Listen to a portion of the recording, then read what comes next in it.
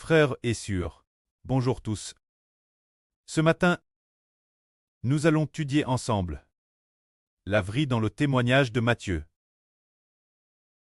Hier, nous avons appris concernant l'appel du Seigneur 4 pécheurs pour le suivre. Et ensuite, il y avait déjà un groupe de disciples qui le suivaient. Mais ces disciples étaient peu nombreux. Alors, le Seigneur a accompli de nombreux miracles pour manifester son identité. Le Seigneur Jésus-Christ parcourut toute la Galilée, enseignant dans les synagogues, guérissant les gens de toutes sortes de maladies et prêchant la bonne nouvelle du royaume. Ainsi, comme il parcourait toute la Galilée, alors sa renomme se répandit dans toute la Syrie. Elbas, de TRS, nombreuses personnes lui amèrent tous les malades, ceux qui souffraient de divers maux et ceux qui étaient tourmentés par diverses douleurs, les démoniaques, les paralytiques, l'épileptique. Il les amèrent tous au Seigneur Jésus-Christ. Et le Seigneur les guérit tous. Il les guérit de toutes leurs maladies. Alors, une grande foule de la Galilée, de la Décapole, de Jérusalem, de la Jude, et de l'autre, c'était du Jourdain, le suivit. Ce moment-là, ceux qui suivaient le Seigneur étaient très nombreux. Le Seigneur Jésus-Christ, il a accompli des miracles de guérison. Et ce que le prêtre lui a donné, et alors qu'il prêchait concernant la bonne nouvelle du royaume, beaucoup de gens vinrent pour le suivre. Depuis les temps anciens, on n'avait jamais entendu que quelqu'un pouvait guérir ainsi les maladies des hommes. Par exemple, si quelqu'un voulait guérir une maladie, par exemple, une personne qui se coule la main avec un couteau, alors les gens utiliseraient peut-être un tissu pour envelopper le corps et appliqueraient des médicaments. De cette façon, après un certain temps, peut-être qu'elle guérirait. Mais pour le Seigneur Jésus-Christ, quelle que soit la maladie, il n'utilisait pas de médicaments pour la guérir. Une seule de ses paroles suffisait guérir les maladies. Par exemple, il y avait une femme qui souffrait d'une perte de sang depuis 12 ans. Il lui a suffi de toucher le vêtement du Seigneur Jésus pour être guéri. Il y avait aussi un homme paralysé depuis 38 ans. Couche sur une civière. Le Seigneur Jésus-Christ a juste dit un mot, disant « Élève-toi, prends ta civière et marche ».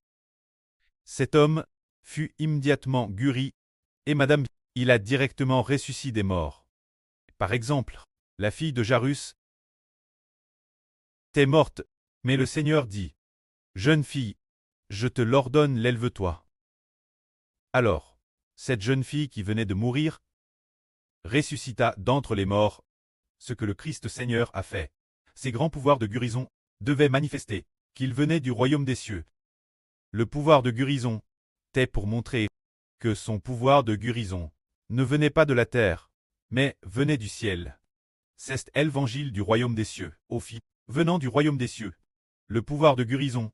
Par exemple, une personne, il y avait autrefois un homme dont l'oreille avait été coupée par Pierre. Alors, il n'avait plus d'oreille, l'oreille tête DJ tombe par terre. Le Seigneur Jésus a ainsi touché cet homme. Et alors, une oreille a repoussé sur cet homme, il a été immédiatement guéri. Et immédiatement son oreille était comme l'autre oreille. Alors, ce pouvoir de guérison vient-il d'un royaume terrestre ou du royaume des cieux? Il vient du royaume des cieux. Ces miracles de guérison, ce pouvoir de guérison venait du ciel et non de la terre.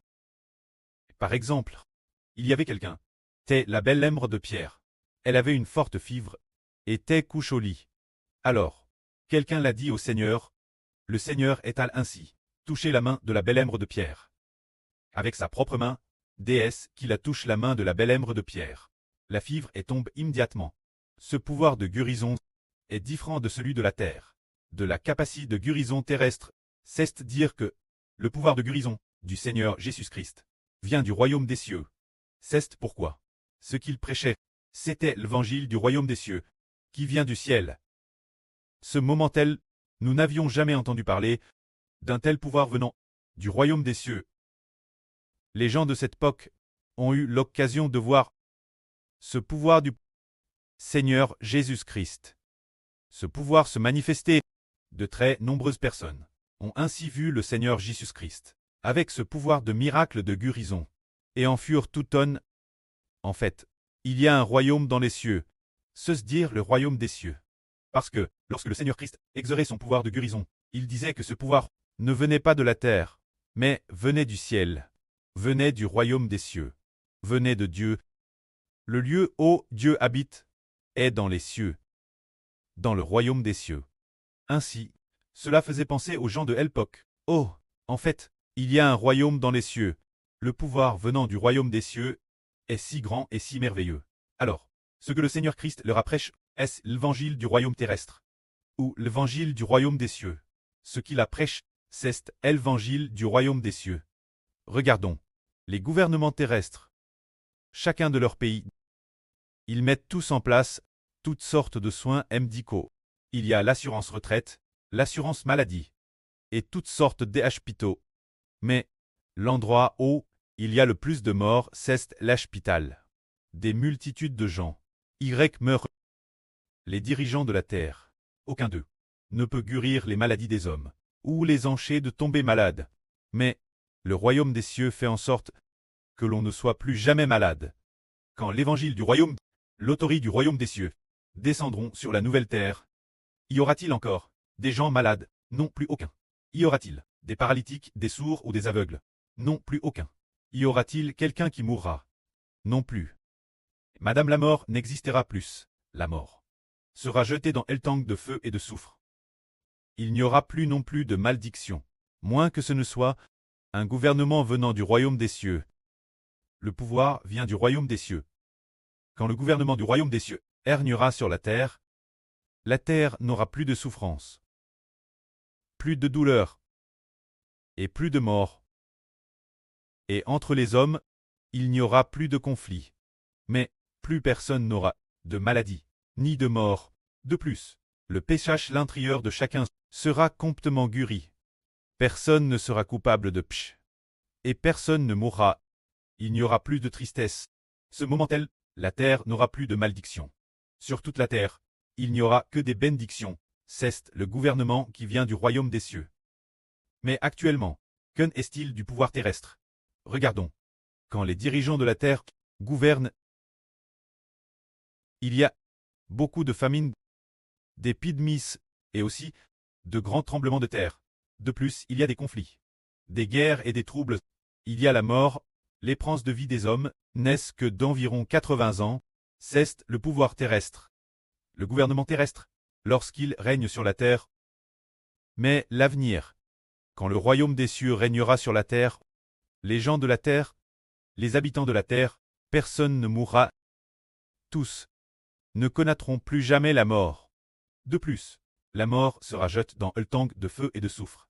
Y aura-t-il quelqu'un de malade? Quand le royaume céleste régnera sur la terre, quand le pouvoir céleste régnera sur la terre, tous, plus personne ne sera malade. La maladie aura quitté l'homme, et plus personne ne dira « Je suis malade », et, ce qui est merveilleux, c'est que tout le monde vivra pour toujours. Lorsque le gouvernement céleste, se dire, le royaume céleste, gouvernera la terre, les gens ressusciteront d'entre les morts. Et tout le monde deviendra jeune et beau, extrêmement jeune et beau. Tout le monde. Quand LGE approximatif. Pour les sûrs, ce sera peut-être 14 ou 15 ans. Pour les frères, ce sera peut-être 16 ou 17 ans. Ce sera la botte, madame. Il n'y aura plus de mort, ni de chagrin. C'est ce qui arrivera. Quand le gouvernement du royaume gouvernera. C'est pourquoi le Seigneur Christ est venu sur terre. Il a accompli toutes sortes de miracles pour que les gens de leur maladie. Par exemple, un homme qui était aveugle, aveugle de naissance, aveugle depuis le ventre de sa mère, le Seigneur Jésus-Christ toucha ses yeux et dit « Va au réservoir de Silo et lave-toi ». Cet homme y alla pour se laver, et ses yeux purent voir. Madame, les parents de cet homme se disaient « Oh, notre fils, aveugle de naissance, aveugle depuis le ventre de sa mère, il était DJ aveugle. Il a plus de 40 ans. Maintenant, comment se fait-il qu'il puisse voir? En réalité, c'est le dirigeant du royaume des cieux, le roi du royaume des cieux, qui, d'une seule parole, lui a ouvert les yeux. C'est ainsi que les gens doivent attendre la bonne nouvelle du royaume, pour que le royaume des cieux règne sur la terre, alors ce monde n'aura plus de conflits concernant L'époque où le royaume régnera sur la terre, quand, dans l'Apocalypse, cet enfant, assis sur le trône de Dieu, assis sur le trône du Seigneur Christ, gouvernera la terre. Entre les hommes, il n'y aura plus de blessures, plus de conflits, au point que quel point? Au point que madame entre les animaux. Il n'y aura plus de mal, quand le gouvernement du royaume gouvernera la terre. La vache et le tigre dormiront ensemble, mangeront ensemble. Le veau et l'ourson joueront ensemble. Le lion sera avec l'antilope. Ils seront de bons amis. Et de plus, les lions, les tigres, les ours, ces animaux qui étaient carnivores, ces prédateurs changeront pour manger de l'herbe comme la vache.